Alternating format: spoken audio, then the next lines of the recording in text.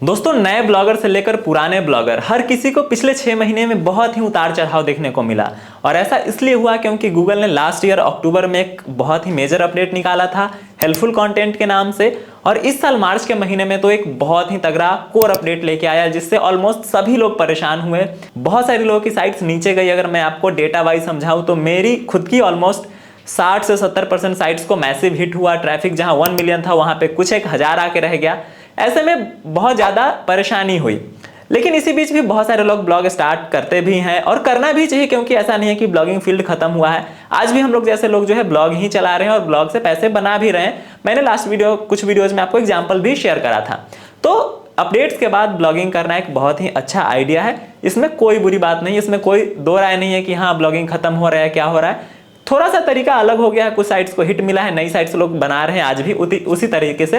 Traffic भी आ रहा है, पैसे भी बन रहे हैं। अब पिछले साल मैंने एक वीडियो बनाया था, शायद 2 साल पहले, जिसमें मैंने आप सभी को समझाया था कि आखिर ब्लॉग स्टार्ट करने के बाद वो कितना वक्त लगता है जब आपके बैंक अकाउंट में पैसे आते हैं। मतलब ब्लॉग स्टार्ट करने के दिन से आपको कितना वेट करना होता है, यानी कि कितना काम करना होता है, तब जाके आपके बैंक अकाउंट में आपको ब्लॉगिंग से पहला पेमेंट आता है। इस वीडियो पे ऑलमोस्ट मेरे चैनल का सबसे ज़्यादा व्यूअरशिप उसी को मिला था। ऐसे में मुझे लगा क्यों ना इस मैसिव अपडेट के बाद आज के टाइम पे जब सब परेशान हो रहे हैं और कुछ लोगों ने मुझे कहा भी कि कितना वक्त लगेगा, ऐसे में सोचा कि एक डिटेल्ड बातचीत कर ली जाए। आखिर एज ए न्यू ब्लॉगर जब आप आज के टाइम पे ब्लॉग स्टार्ट करते हो तो कितना वक्त लगेगा आपको ब्लॉग स्टार्ट करने से बैंक अकाउंट में पैसे आने तक। इसी के ऊपर आज का पूरा वीडियो है। तो उम्मीद करते हैं कि आप वीडियो को लास्ट तक देखिएगा, क्योंकि मैंने आज के इस वीडियो में 2 तरीके बताए हैं।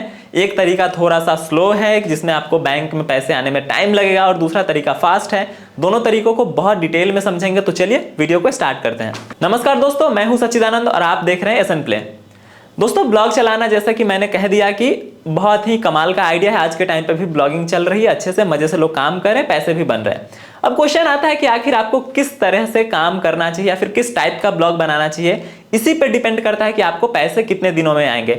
बेसिकली मेरे हिसाब से 2 तरीके हैं ब्लॉगिंग करने के जो आज के टाइम पे बहुत ही ज़्यादा पॉपुलर है। अलग अलग बहुत सारे तरीके हैं, बट मेजरली अगर सब कुछ कंपाइल किया जाए तो 2 तरीकों में आप डिवाइड कर सकते हैं मेरे हिसाब से। और मैं दोनों तरीके पे काम करता हूं। पहला तरीका है जिसमें आपको थोड़ा सा टाइम लगेगा, आपको इनकम आने में थोड़ी सी इनकम लेट से स्टार्ट होती है। दूसरा तरीका है जिसमें इनकम जो है फास्ट स्टार्ट हो जाती है। दोनों के बारे में डिटेल में बात करते हैं और ये भी समझते हैं कि आखिर वक्त कितना लगने वाला है आपके बैंक तक पैसे पहुंचने में। तो दोस्तों, एक एक करके बात कर लेते हैं दोनों ही टाइप के बारे में और दोनों में समझ लेते हैं कि आखिर कितना टाइम लगने वाला है। लेकिन हाँ, उससे पहले अगर आपने ब्लॉगिंग पहले किया है, आपको ब्लॉगिंग से कभी पेमेंट आया है, तो नीचे कमेंट बॉक्स में जरूर लिखना कि आपको पहला पेमेंट स्टार्ट करने के कितने दिनों बाद मिला था। यह डिटेल बहुत ही जरूरी है ताकि जो नए ब्लॉगर्स हैं उनको भी समझ में आ जाए कि पास्ट में लोगों का एक्सपीरियंस कैसा रहा है। और चलिए अभी मैं आपको अभी के एक्सपीरियंसेस बता देता हूं कि अभी आपको कितना वक्त लग सकता है। तो पहला टाइप है कि आप नॉर्मल ब्लॉग बनाते हैं, जिसे लोग कई बार आप माइक्रो निश देखते होंगे, निश ब्लॉगिंग, माइक्रो निश ब्लॉगिंग, एफिलिएट ब्लॉग्स या फिर जनरल ऑर्गेनिक ब्लॉग। उसमें क्या होता है ना कि आप किसी भी एक टॉपिक के ऊपर ब्लॉग बनाते हैं। मे बी वो मल्टी टॉपिक भी हो सकता है, लेकिन उसमें ट्रैफिक का जो मेन सोर्स होता है ना वो गूगल सर्च होता है। मतलब आप नॉर्मली किसी भी चीज़ के ऊपर बनाए, जैसे कि आपने हिंदी में ही कोई साइट स्टार्ट किया कि करियर के ऊपर है, उसमें आप अलग अलग तरह के आर्टिकल्स लिख रहे हैं कि पायलट कैसे बनते हैं, फिर रेलवे ड्राइवर कैसे बनते हैं, डॉक्टर कैसे बने, उसकी पूरी डिटेल वगैरह दे रहे हैं। या फिर कुछ और भी ब्लॉग हो सकता है, ट्रैवल ब्लॉग हो सकता है जिसमें आप डिटेल में लिख रहे हैं कि हाँ पंजाब में घूमने की कौन कौन सी जगह हैं, लखनऊ में खाने की कौन कौन सी जगह हैं। तो इस तरीके से जो नॉर्मल ब्लॉग्स होते हैं जिसमें आप कंटेंट लिखते हैं ताकि वो गूगल के सर्च पेजेस पे ऊपर आए, लोग जाकर उस पर क्लिक करें, आपको ट्रैफिक मिले और फिर वहां से आप पैसे बनाएं। इसी तरह का जो है अफिलिएट ब्लॉग भी होता है इसी में कि हाँ अगर आप कुछ प्रोडक्ट के रिव्यू कर रहे हैं कि हाँ टॉप 10 स्मार्ट वॉचेज इन 2024, टॉप 10 कैमराज, इस तरह के जो ब्लॉग्स होते हैं मेजरली इन पे ट्रैफिक गूगल सर्च से आता है। और इसको बोलते हैं एक नॉर्मल ब्लॉग, जो पहले के जमाने में या फिर आज भी जो जनरली इसी के ऊपर ज्यादा बातें होती है, लोग इस तरह का ब्लॉग ज्यादा बनाते भी हैं। अब इसका पूरा हिसाब मैं आपको समझाता हूं कि आपको किस तरह से इसमें वक्त लगने वाला है, किस किस स्टेज पे कितना टाइम जाएगा। तो सबसे पहले स्टार्ट करते हैं ब्लॉग सेटअप करने को लेके। तो यहाँ पे आपको 5 से 15 दिन का वक्त लगेगा। मतलब अगर आप बिगनर हैं तो बिल्कुल आपको थोड़ा सा वक्त ज़्यादा लगेगा, हो सकता है कि 10 से 15 दिन आपको वक्त लग जाए। अगर आप थोड़े से पिछले कुछ टाइम पे ब्लॉग्स वगैरह का आपको आइडिया है, थोड़ा बहुत बनाया है, तो 4-5 दिनों में आप आराम से सब कुछ सेट कर लेंगे। अपना लोगो, अपना होम पेज, अपना साइट वाइट पूरा ठीक ठाक दिखता हुआ एक अच्छा साइट बना लेंगे। मैंने पास्ट वीडियो में एक बताया भी है कि अपना होम पेज वगैरह आपको अच्छे से डिजाइन करना चाहिए, क्योंकि वो बहुत ही ज़्यादा इंपॉर्टेंट होता है। तो ब्लॉग सेटअप करने में आपको 5 से 15 दिनों का वक्त लग गया।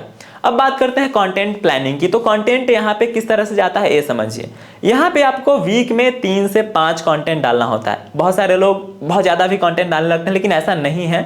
अगर आप नॉर्मल ब्लॉग बना रहे हैं जिसपे अच्छा एसईओ कर रहे हैं, ऑन पेज एसईओ अच्छा कर रहे हैं ताकि गूगल के सर्च पेजेस पे रैंक करे, तो आपको यहाँ पे अच्छे से कंटेंट लिखना होता है। और यह कंटेंट 200, 150, 300 वर्ड्स के नहीं होते हैं। कंटेंट बहुत लंबे तक भी होते हैं, लाइक 700 से 1000, 2000 वर्ड्स के आर्टिकल होते हैं, डिटेल्ड आर्टिकल होते हैं, जिससे जब कोई आपके आर्टिकल को के ऊपर लैंड करे गूगल सर्च करके तो उसको पूरी डिटेल मिले और गूगल भी उसको अच्छा समझता है। तो इन जनरल आप देखोगे तो ये आर्टिकल्स 1000 वर्ड्स के प्लस के होते हैं। और यूजुअली जो लोग काम करते हैं इस तरह से, जो नॉर्मल ब्लॉग्स होती हैं, उसमें वो आराम से वीक में 3 से 5 कंटेंट ही डालते हैं, ज़्यादा नहीं डालते हैं। अब इस तरीके से जब आप कंटेंट डालना स्टार्ट करोगे ना, तो आपको अगले 2 से 3 महीने लगने वाले हैं कि कुछ साइट पे आपको कुछ कंटेंट हो जाए, और उसके बाद ही आपको एडसेंस अप्रूवल मिलेगा। क्योंकि अगर आप एडसेंस अप्रूवल के लिए भी जा रहे हो तो आपके पास कम से कम साइट पे 25 से 30 कंटेंट होना चाहिए।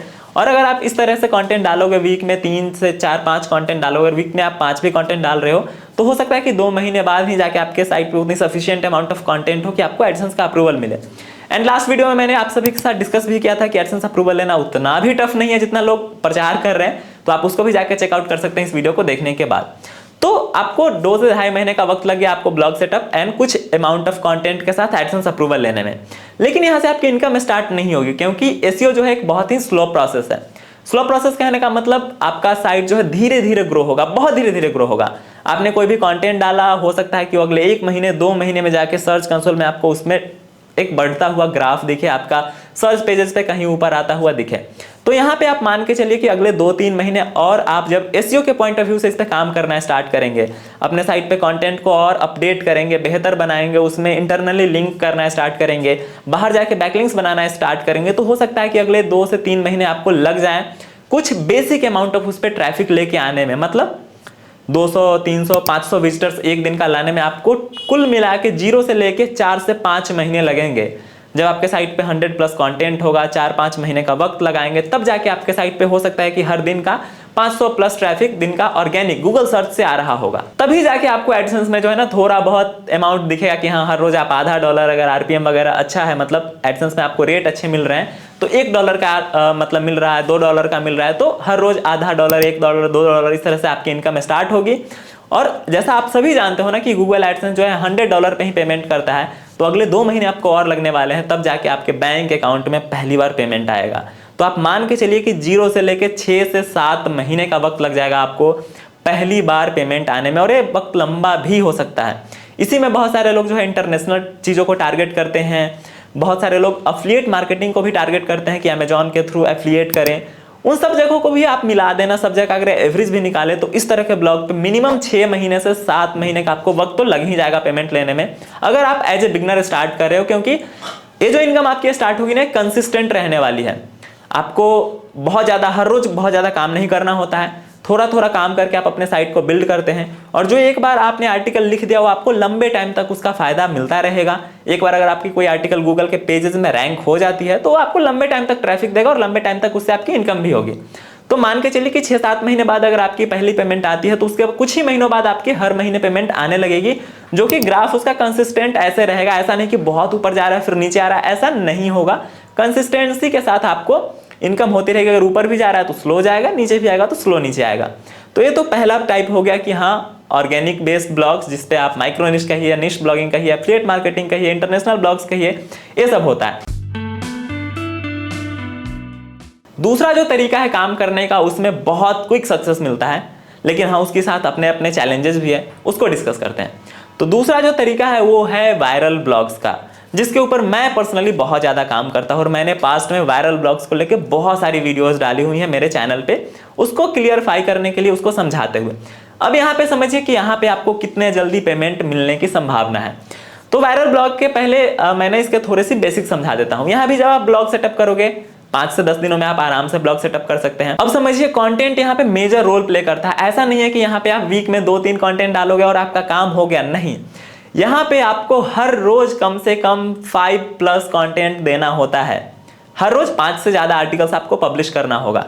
यहाँ पे आपको उतना बड़ा आर्टिकल नहीं लिखना होता है 1000-1200 वर्ड्स के, यहाँ पे आपको 300 से 500 वर्ड्स के आर्टिकल लिखने होते हैं। 500 मैंने कह दिया कि जो एवरेज है, 500 से ज़्यादा वर्ड्स के आर्टिकल आपको नहीं दिखेंगे।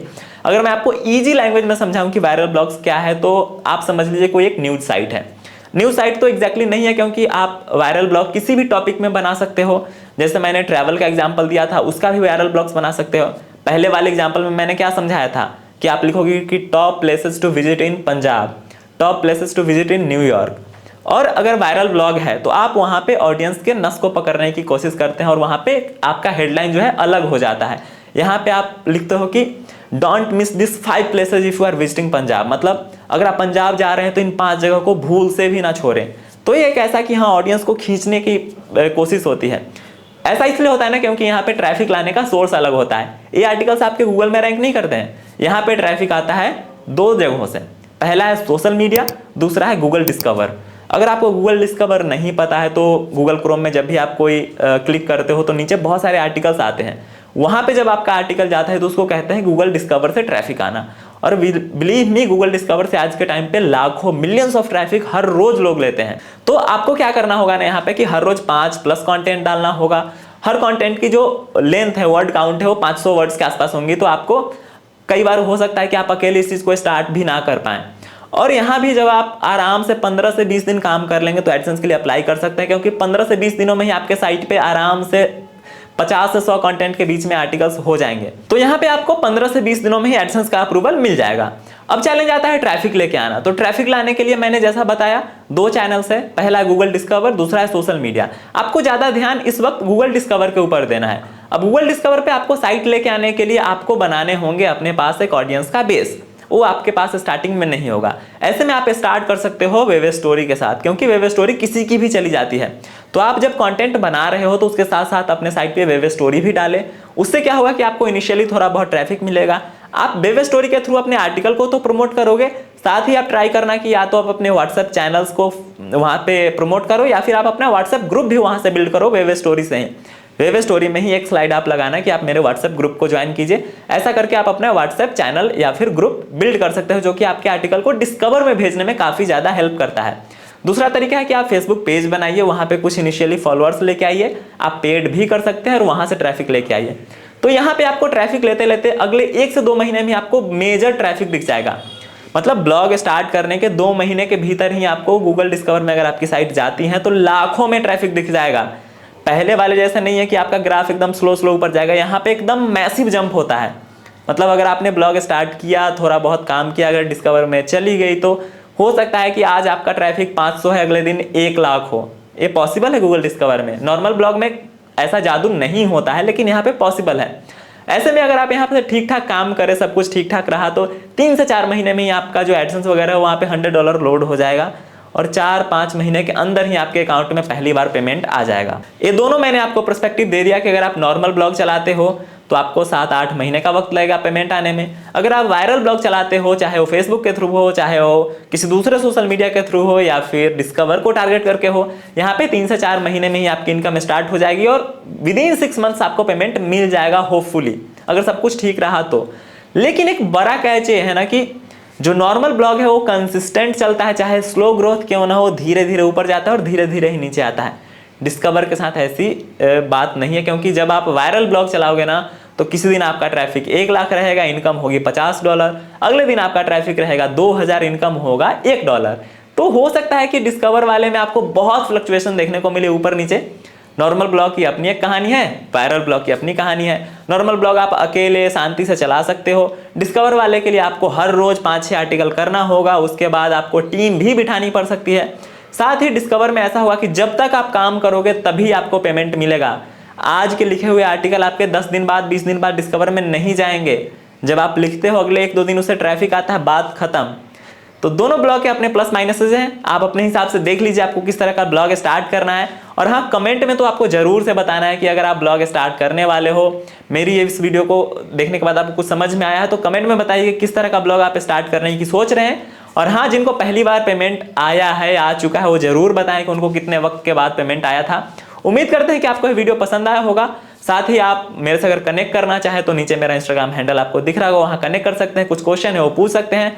और कमेंट में तो ऐसे नॉर्मल बातचीत हो ही रही है। उम्मीद करते हैं कि आपको यह वीडियो पसंद आया है। आगे भी इसी तरह की वीडियोज आती रहेंगी, इसके लिए चैनल को सब्सक्राइब करना बहुत ज़्यादा जरूरी है। चलिए मिलते हैं अगले वीडियो में, तब तक के लिए आप सभी का बहुत बहुत धन्यवाद।